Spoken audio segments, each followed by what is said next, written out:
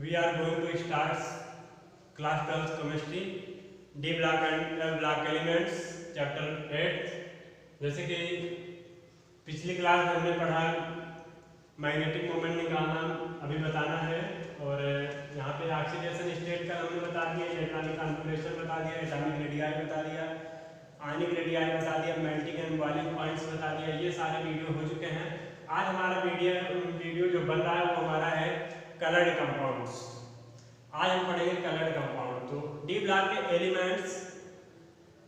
Elements coloured compound देते हैं। Coloured compound क्यों देते हैं? क्योंकि डी ब्लॉक का जो ऑर्बिटल का जो शेल होता है उसमें जो प्रेजेंस ऑफ इलेक्ट्रॉन होते हैं वो इनकम्प्लीट होते हैं। हम कह सकते हैं कि डी ऑर्बिटल इनकम्प्लीटली होता है, जिसकी वजह से इलेक्ट्रॉनों का ट्रांजिशन होता है, और इलेक्ट्रॉनों के ट्रांजिशन होने के वजह से उसके रीजन की वजह से हमारा जो मेटल है या एलिमेंट है ये हमारा क्या होता है, कलर्ड कंपाउंड होता है। जैसे डी सब्सटेंस का किसी का हम इलेक्ट्रॉनिक कॉन्फिगरेशन करते हैं, स्कैंडियम से लेकर अगर हम जीरो तक की बात करें फर्स्ट ट्रांजिशन सीरीज में, तो यहाँ पे D1 होता है और यहाँ D1 से लेकर अगर D9 तक है, तो ऐसे एलिमेंट्स जिसके सेल कंप्लीटली फील्ड नहीं होते हैं, इनकम्प्लीटली फील्ड होते हैं, D1 से लेकर D9 तक ऐसे एलिमेंट हमारे जो होते हैं वो कलर्ड कंपाउंड देते हैं। तो D orbitals maximum coloured compound देता है। तो the coloured of compounds of transition metals, colour of compounds of transition metal यानी ट्रांजिशन मेटल के जो भी कंपाउंड्स होते हैं arrive due to presence of incompletely M-1 D substance, यानी हम कह सकते हैं कि जो डी का सब्सटेंस होता है यानी D1 to D9 ये इनकम्प्लीट होता है, जिसके रीजन से D orbital split into two set. D orbital का स्प्लिट कर दिया गया है यहाँ पे, स्प्लिट इनटू टू सेट, यानी डी ऑर्बिटल हमारा टू सेट में स्प्लिट हो जाता है। One set consisting of to orbital, जो हमारा एक सेट होता है वो टू ऑर्बिटल में टूटता है, dx² और dz² and other higher energy. और ये जो टू सेट में होता है इसकी एनर्जी लेवल हायर होती है, यानी ये ऊंचाई पे होगा, ऊपर के साइड में होगा। And the other set consisting of three orbitals, और जो दूसरा सेट टूटता है वो हमारा थ्री ऑर्बिटल्स होता है, जिसका नेमिंग होता है dxy orbital, dyz orbital, dzx orbital of lower energy, जिसकी एनर्जी क्या होती है, लोअर होती है। यानी हम यहाँ पे BCZ हम यहाँ पे डी ऑर्बिटल्स को बनाते हैं। ये हमारा डी ऑर्बिटल, डी सब्सटेंस में 5 ऑर्बिटल होते हैं, 1 orbital, second orbital, third orbital, fourth and fifth orbital. ये हमारा डी ऑर्बिटल हो गया। डी ऑर्बिटल हमारा स्प्लिट होता है इनटू टू फॉर्म। ये हमारा ऑर्बिटल हो गया जो कि हायर लेवल में टूटता है, ये हमारा हो गया टू फॉर्म, और सेकंड हमारा ऑर्बिटल टूटता है थ्री फॉर्म में, यानी यहाँ पे जो ऑर्बिटल होगा वो हमारा कितना होगा, 3 ऑर्बिटल होगा। कितना होगा, 3। तो ऊपर वाले का नाम होगा dx² - y² और dz²। ये हमारा हायर एनर्जी लेवल होता है, जो ऊंचाई पे है इसको क्या बोलते हैं, हायर एनर्जी लेवल। इसकी एनर्जी लेवल क्या होती है, हायर होती है। और जो निचला स्तर पे है, बिलो पोजीशन पे है, इसको हम बोलेंगे लोअर पोजीशन यानी लो एनर्जी लेवल। इसकी एनर्जी लेवल क्या होती है, लो एनर्जी बोल सकते हैं। और इसका नेमिंग क्या होगा, यहाँ पे लिखा गया है dxy, पहला ऑर्बिटल हमारा क्या हो गया dxy, सेकंड ऑर्बिटल dyz और dzx। तो ये हमारा जो डी ऑर्बिटल का स्प्लिट है, डी ऑर्बिटल हमारा स्प्लिट होता है। तो डी ये हमारा डी ऑर्बिटल है, और डी ऑर्बिटल में टोटल देख रहे हैं 5 ऑर्बिटल होते हैं, टोटल 10 इलेक्ट्रॉन्स होते हैं। 5 ऑर्बिटल्स होते हैं, 10 इलेक्ट्रॉन्स फिल होते हैं। अकॉर्डिंग टू रूल्स हम इलेक्ट्रॉन भरेंगे, क्लास 11 में पढ़ चुके हैं। तो डी ऑर्बिटल जो स्प्लिट होता है तो टू फॉर्म में स्प्लिट होता है। ये एटॉमिक स्ट्रक्चर वाले चैप्टर में क्लास 11 में पढ़े हैं कि डी ऑर्बिटल्स, डी सेक्शन में 5 ऑर्बिटल होते हैं। डी ऑर्बिटल का शेप पढ़े हैं, बाइडेमेबल शेप बनाता है, और 2 पार्ट में डिवाइड होता है। एक हमारा एक्सियल होता है, दूसरा नॉन एक्सियल होता है। इसमें एक्सियल कौन होगा, ये ऊंचाई पे जो है ये हमारा एक्सियल बनाता है, यानी इसके ऑर्बिटल का जो शेप होगा वो एक्सिस पे होगा, और ये हमारा नॉन एक्सियल बनाता है। क्या बनाता है, नॉन एक्सियल बनाता है। यानी हम कह सकते हैं कलर्ड कंपाउंड के लिए कि डी ऑर्बिटल्स के जो भी कंपाउंड्स हैं, जो भी एलिमेंट्स हैं, वो हमारे मैक्सिमम कलर देते हैं। जितने भी ट्रांजिशन एलिमेंट हैं, जिनमें इलेक्ट्रॉनों का ट्रांजिशन होता है, वो एलिमेंट हमारे कलर्ड कंपाउंड्स फॉर्म करते हैं, कलर कंपाउंड बनाते हैं।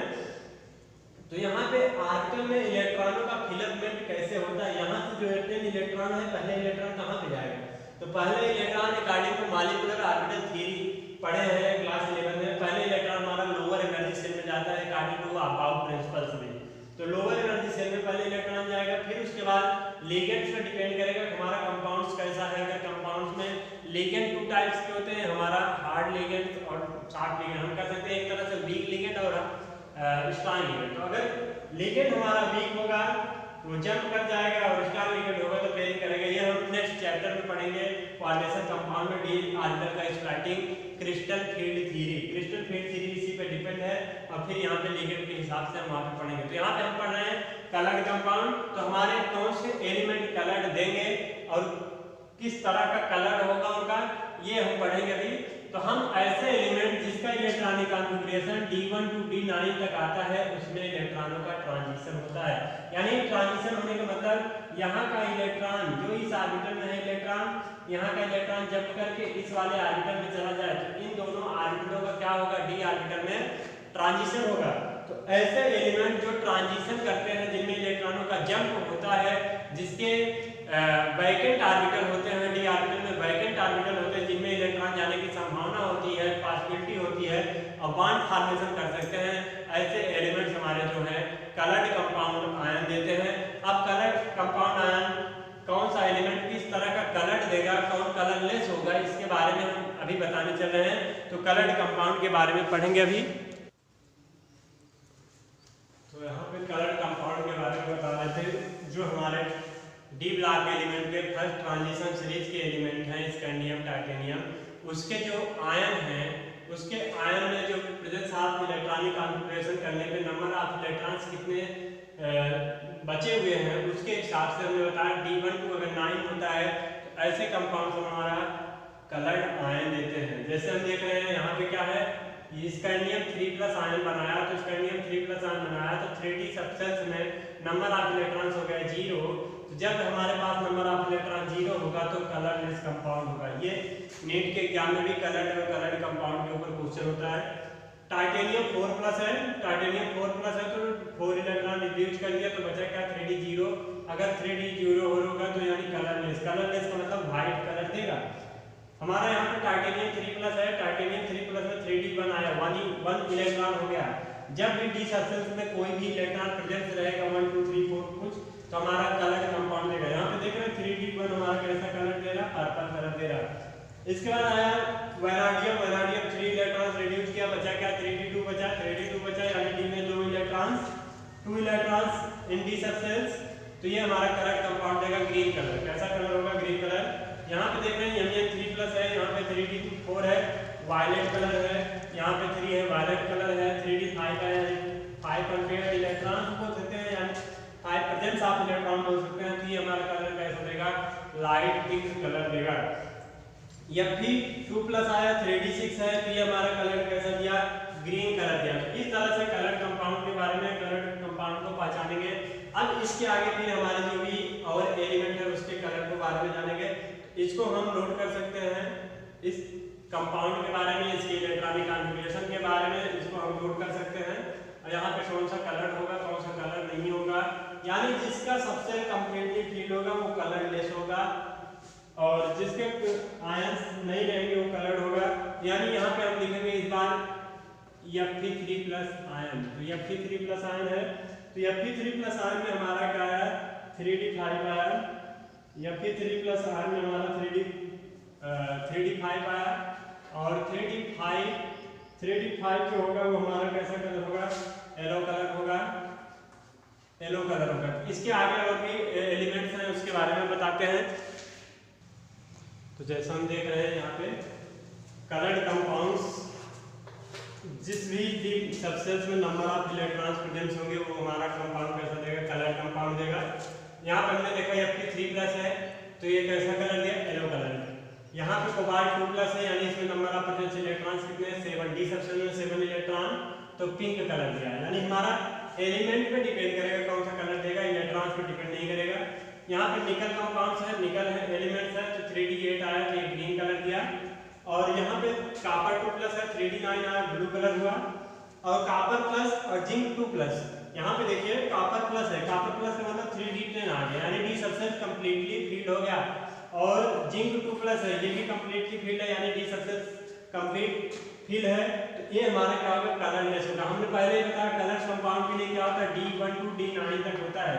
अगर इफ D10 हो गया तो D10 हो गया तो ये कलर नहीं होगा, ये कलरलेस हो जाएगा, यानी D0 रहे और D10 रहे, कंप्लीट रहे, ऐसे कंपाउंड्स हमारे क्या होते हैं, कलरलेस कंपाउंड्स होते हैं, यानी व्हाइट कलर देते हैं।